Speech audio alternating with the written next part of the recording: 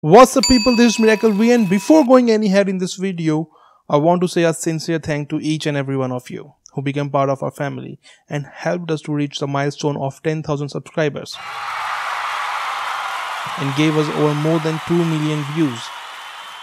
I can't thank you enough for this. I mean, receiving so much of love from people we never saw or met, it's wonderful. Though there were lots of negative comments, but we got very big support from other people too. And sir or ma'am, if you supported us, we owe you. And thanks once again. So without any further delay, let's head it with today's video. Is everything fair in love?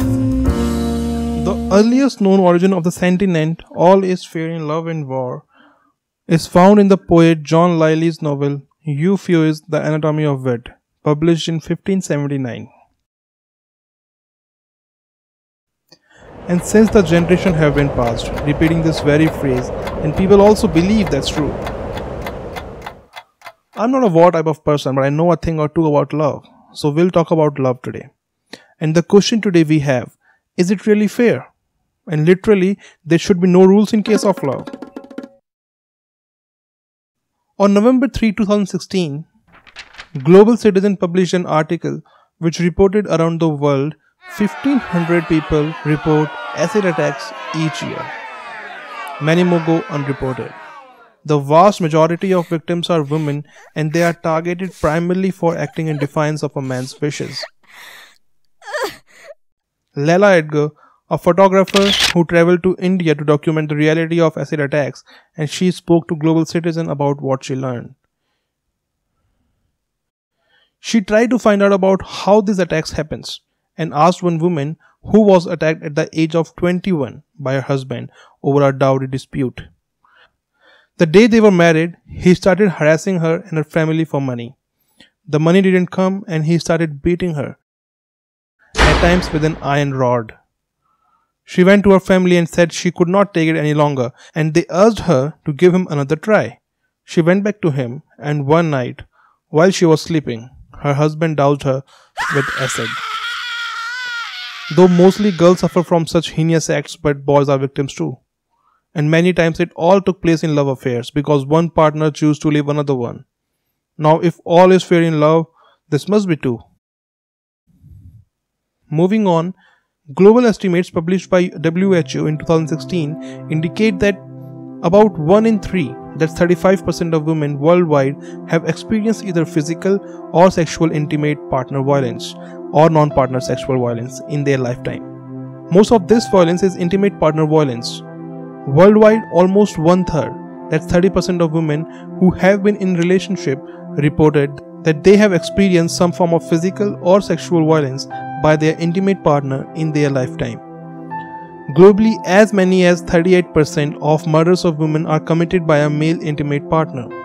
Violence can negatively affect women's physical, mental, sexual, and reproductive health, and may increase vulnerability to HIV. Factors associated with increased risk of perpetration of violence include low education, child maltreatment, or exposure of violence in the family, harmful use of alcohol, attitude accepting of violence, and gender inequality. Now, do you think such acts are fair in love? Then there comes eve teasing. Eve teasing is euphemism used throughout South Asia, which includes India, Pakistan, Bangladesh, Nepal, and other countries, for public sexual harassment or molestation, often known as street harassment of a woman by men, where the name Eve alludes to very first woman according to the biblical creation story. Considered a problem related to delinquency in youth, it is a form of sexual aggression that ranges in severity from sexual suggestive remarks, brushing in public places, and catcalls to groping. Sexual harassment by strangers, as with any type of harassment, has been notoriously teasing usually occurs in public spaces, streets, and public transport. Some guidebooks to the region warn female tourists to avoid attracting the attention of these kinds of men by wearing conservative clothing. However, this harassment is reported both by Indian women and by conservatively dressed foreign women. That shows that there is no problem in dressing code, but it's because of the low life mentality of people. Some depictions in Indian cinema shows mild teasing as a part of flirtatious beginnings of courtship, along with the usual accompaniment of song and dance routines, which invariably results in the heroine submitting to the hero's advances towards the end of the song. Young men tend to emulate the example depicted so flawlessly on screen and which gave rise to the term roadside Romeo, which even made into film. And the list did not end here. One more dirty side of the love, which according to me isn't a side of love at all, is stalking. Some self-claimed romantic heroes stalk their beloved like maniacs. And by the definition, stalking means a course of conduct directed at a specific person that would cause a reasonable person to feel fear. And it's important here to know what stalkers do in general. They can follow you, show you wherever you are, send unwanted gifts, letters, cards or emails, damage your home, car, other property, monitor your phone calls or computer use technology like hidden cameras or GPS to track where you go, drive by or hang out at your home, school or work, threaten to hurt you, your family, friends or pets. Yeah, it can go from simply following you to damaging your social image to the tangible assets like your car, home, etc. According to victimsofcrime.org, 61% of female and 44% of male victims of stalking are stalked by a current or former intimate partner. People who claimed once that they love them. And if you question them about their behavior, they may say that yeah, it's cool cause everything is fair in love and war. So it's time to put up an end on such things in the name of love. The person who gave this statement is no more among us. It's not his daughter or wife who is suffering from such acts. It's people like you and me who are at risk, and we need to change this mentality.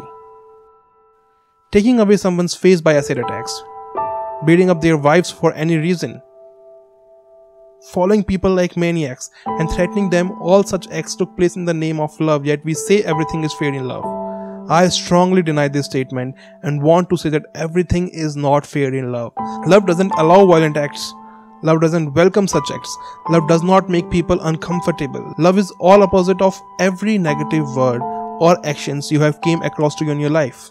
Love is deep, pure, and I can probably do one whole video on what is love. But we are running out of time here, so tell me, what is love according to you? And is everything fair in love? In comments below. And yeah, if you liked it, don't forget to hit the like button and subscribe our channel.